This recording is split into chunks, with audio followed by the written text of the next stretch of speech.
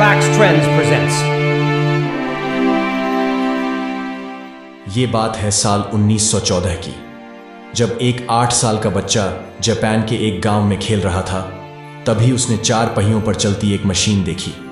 यह फोर्ड का model T था, जिसको देखकर यह बच्चा बहुत ज्यादा हैरान हुआ। यही वह दिन था जब उस 8 साल के बच्चे को कारों और मैकेनिकल पार्ट से पहली बार लगाव हुआ था। इसका नाम था सोइचेरो होंडा, और किसको मालूम था कि आने वाले वक्त में इसका नाम हमें हर कार पे देखने को मिलेगा। दोस्तों, 1906 में जापान के माउंट फूजी के करीब एक छोटे गांव में सोइचेरो होंडा की पैदाइश हुई थी। उनके पिता लोहार होने के साथ साथ पार्ट टाइम में साइकिल रिपेयर का काम भी करते थे। होंडा के 5 बहन भाई पहले ही बीमारियों की वजह से मर चुके थे, लिहाजा उसके माँ बाप को अपने इस बच्चे से काफ़ी उम्मीदें थीं। लेकिन उसको अध्ययन से तो कोई लगाव नहीं था। अलबत्ता अपने बाप के साथ साइकिल रिपेयर करने में होंडा को ज़्यादा दिलचस्पी थी। जब वह 16 साल का हुआ तो उसने न्यूज़पेपर में जॉब का एक ऐड देखा। 8 शुकाई नामी टोक्यो के इस ऑटोमोबाइल सर्विस स्टेशन पर टेक्नीशियंस चाहिए थे। होंडा ने कंपनी को जॉब के लिए लेटर लिखा और खुशकिस्मती थी कि वहां से पॉजिटिव रिप्लाई भी आ गया। यही वो टाइम था जब होंडा अपना घर और स्कूल त्याग कर कमाने की आस लगाए टोक्यो रवाना हो गया। होंडा का ख्वाब तो तब टूटा जब वह टोक्यो में 8 शुकाई पहुंच गया था। कंपनी के मालिक ने होंडा से सफाई सुताही के काम करवाना शुरू कर दिए और यहां तक कि उसको बेबी सिटिंग पर लगा दिया। होंडा बेचारा करता तो क्या करता। एक तरफ वह अपना घर और मां बाप से दूर था, तो दूसरी तरफ उससे फालतू काम लिए जा रहे थे। उसको वापस अपने गांव जाने में शर्म आ रही थी, क्योंकि वह अपने पेरेंट्स को फेस करने की हिम्मत नहीं कर पा रहा था। यही वजह थी कि अगले कई महीनों तक वह वहीं गंदे कामों को करने पर मजबूर रहा। कुछ ही महीनों के बाद 8 शुकाई के काम भी लेना शुरू कर दिए। होंडा को इस काम में शुरू से बहुत इंटरेस्ट था, इसीलिए वह चीज़ों को आसानी से समझ जाता था। चंद महीनों में वह हर तरह की कार और उनके पार्ट्स के बारे में काफ़ी कुछ जान चुका था। इस दौरान 8 शुकाई ने 2 स्पोर्ट्स कार भी बनाई, जिसमें पहली कार 8 डैमलर थी और दूसरी कर्टिस। ये दोनों कारें पुराने इंजन्स को इस्तेमाल करके बनाई गई थी, जिन्होंने जापानीज मोटर कार चैंपियनशिप 1924 में पहली पोजीशन भी हासिल की। होंडा अभी तक एक अच्छा मैकेनिक था, लेकिन इस रेस में वो ड्राइवर के साथ इंजीनियर के तौर पर बैठा था। यही वो वक्त था जिसके बाद सोइचेरो होंडा ने मोटर स्पोर्ट्स को अपना रिलीजन बना लिया। अगले कई सालों तक वो 8 शोकाई में ही जॉब करता रहा और अपने एक्सपीरियंस को सुधारता भी रहा। 1928 में 22 साल की उम्र में उसके मालिक ने अपनी एक और ब्रांच खोलने का फैसला किया। ये ब्रांच हमामात्सु शहर में होना थी, जिसको चलाने के लिए मालिक ने होंडा को जिम्मेदारी देकर वहां भेज दिया।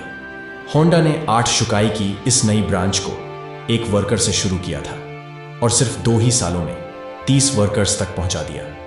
वह अब एक शानदार मैकेनिक और रेसिंग ड्राइवर भी बन चुका था। उसने अपनी महारत का फायदा उठाते हुए अपने मालिक के लिए एक स्पोर्ट्स कार डिजाइन की। यह गाड़ी 120 किलोमीटर पर आवर की स्पीड से चल सकती थी, जिसने पुराने सारे रिकॉर्ड ध्वस्त कर दिए थे। यह रिकॉर्ड अगले 20 सालों तक जापान का हाईएस्ट रिकॉर्ड बना रहा। 8 शुकाई के मालिक के दिल में होंडा के लिए और अहमियत से देख रहे थे। वह अपना खुद का वर्कशॉप खोलना चाहता था, लेकिन शायद किस्मत को यह मंजूर नहीं था। 1936 में रेसिंग के दौरान होंडा का एक खौफनाक हादसा हो गया। इस एक्सीडेंट में उसकी जान तो बच गई, लेकिन उसका लेफ्ट बाजू फ्रैक्चर हो गया, शोल्डर डिसलोकेट हो गया और चेहरे पर कई जख्म आ चुके थे।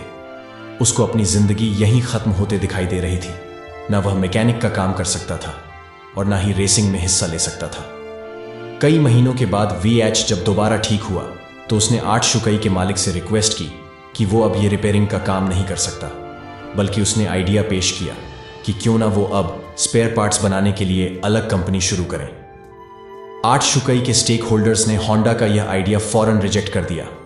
उनको ऑलरेडी प्रॉफिट मिल रहे थे और कोई भी नहीं चाह रहा था कि नया रिस्क लिया जाए। इसी पर होंडा ने डिसाइड किया कि पार्ट्स मैन्युफैक्चरिंग की कंपनी वह अकेले ही खोलेगा।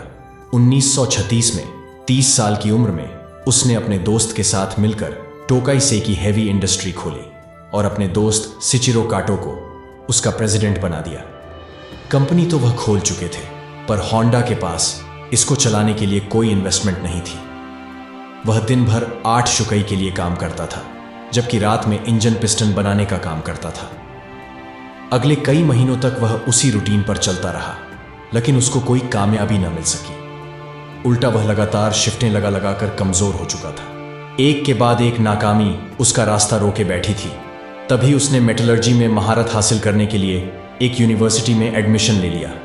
1939 में 3 सालों की मेहनत करने के बाद वह आखिरकार एक पिस्टन बनाने में कामयाब हो ही गया। अब उसने 8 शुकई त्याग दी और फुल टाइम पिस्टन बनाने में लग गया। पर उसको यह मालूम ही नहीं था कि उसके बनाए हुए पिस्टन में अभी भी कई कमियां मौजूद हैं। उसने टोयोटा कंपनी को अपने पिस्टन ऑफर किए तो टोयोटा ने 50 में से 47 डिजाइन्स रिजेक्ट कर दिए। यह खबर होंडा पर बिजली बनकर गिरी, क्योंकि उसके पास अब वापसी का भी कोई रास्ता नहीं था। उसने अलग अलग कंपनीज की रिक्वायरमेंट्स को समझने के लिए पूरे जापान के दौरे लगाना शुरू कर दिए। अलग अलग फैक्ट्रीज में गया, कार मैन्युफैक्चरर से मिला।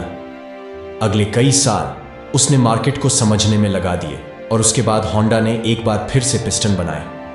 इस बार यह पिस्टन सारी कंपनीज के क्वालिटी कंट्रोल पास कर चुके थे।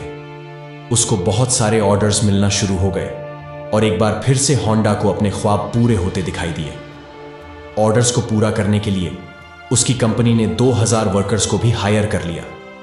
होंडा की यह खुशी सिर्फ चंद महीनों की मेहमान थी, ये किसको मालूम था। 1941 में जापान वर्ल्ड वॉर 2 में कूद गया और मिनिस्ट्री ने कई जापानीज कंपनी को अपने कंट्रोल में ले लिया, जिसमें एक कंपनी सुचेरो होंडा की भी थी। होंडा को डाउनग्रेड करके उसी की कंपनी का सीनियर मैनेजिंग डायरेक्टर बना दिया गया। और चीजें तब खराब हो गई जब कंपनी के वर्कर्स को मिलिट्री सर्विस में लगा दिया गया। अगले 3 साल इन तबाही मुश्किल हालत में गुजरे, लेकिन 1944 में एक वाकया हुआ जिसने होंडा की उम्मीदों पर पूरी तरह से पानी फेर दिया। एयर रेड के दौरान एक मिसाइल सीधा होंडा की फैक्ट्री पे आ लगा। पूरे मुल्क के हालात बद से बदतर होते जा रहे थे। जापान जंग हारता हुआ दिखाई दे रहा था। फिर 1945 में 2 न्यूक्लियर अटैक्स हुए, जिसने जापान की सिरे से खत्म ही कर डाला। इस इंसिडेंट के बाद जापान ने अमेरिकन के सामने सरेंडर कर लिया। जंग तो अब खत्म हो चुकी थी, लेकिन होंडा अपना सब कुछ खो बैठा था। उसने अपने बचे खुचे एसेट्स टोयोटा को 4,50,000 येन में बेचे और एक बार फिर से जॉबलेस होकर बैठ गया। यह हालत सिर्फ होंडा के साथ ही नहीं थी, बल्कि पूरा जापान बहुत बुरे क्राइसिस से गुजर रहा था। इकोनॉमी मेल्ट हो रही थी, खाना पानी की बहुत किल्लत और महंगाई ने सबकी कमर तोड़ रखी थी। पब्लिक ट्रांसपोर्ट का मिलना बहुत मुश्किल था, क्योंकि जापान में पेट्रोल भी नायाब हो चुका था। इसी दौरान होंडा को जापानीज इंपीरियल आर्मी का एक छोटा इंजन मिला, जिससे वो वायरलेस रेडियो चलाया करते थे। अपनी आदत से मजबूर उसे एक आइडिया आया। उसने सोचा कि क्यों ना इस इंजन को एक साइकिल में लगाकर अपनी ट्रांसपोर्ट की समस्या का हल किया जाए। इससे ट्रांसपोर्ट आसान भी हो जाएगी और सस्ती भी पड़ेगी, क्योंकि उस दौर में लोग पहले ही महंगाई से बहुत परेशान थे। तो जब उन्होंने यही इंजन एक साइकिल पर लगा देखा तो सबको यह आइडिया बहुत अच्छा लगा। चंद पुराने इंजन्स तो होंडा को मिल गए, लेकिन लोगों डिमांड इतनी ज्यादा थी कि अब होंडा ने खुद का नया इंजन डिजाइन कर लिया। यह हिस्ट्री में पहली बार था कि किसी मशीन पर होंडा का लोगो देखा गया।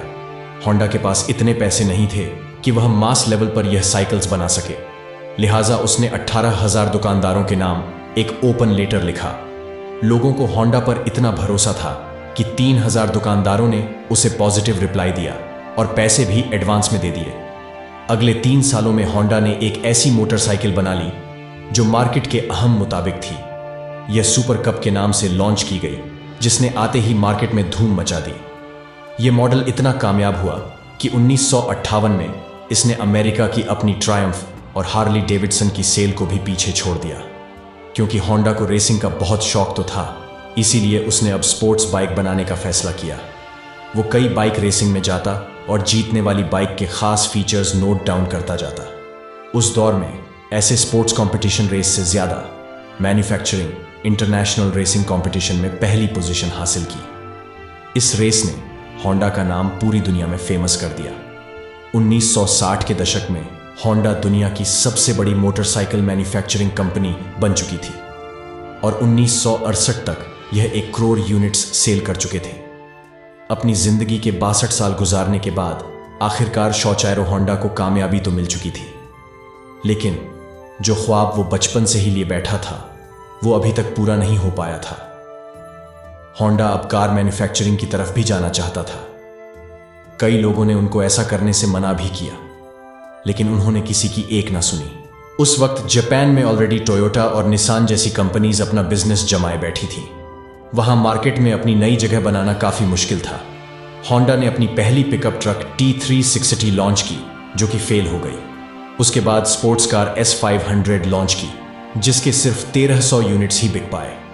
कई सालों की मेहनत और कई दर्जन डिजाइन्स रिजेक्ट होने के बाद फाइनली 1972 में होंडा सिविक लॉन्च की गई। ये वह गाड़ी है जिसके नए मॉडल्स आज तक पूरी दुनिया में फेमस हैं। 1980 में होंडा मोटर्स जापान की तीसरी बड़ी मैन्युफैक्चरिंग कंपनी थी और सिर्फ 10 सालों में ही यह दुनिया की तीसरी बड़ी हो गई। आज होंडा का नाम हमें cars, motorcycles, boat engines, plane engines और दर्जनों पावर टूल्स पर देखने को मिलता है।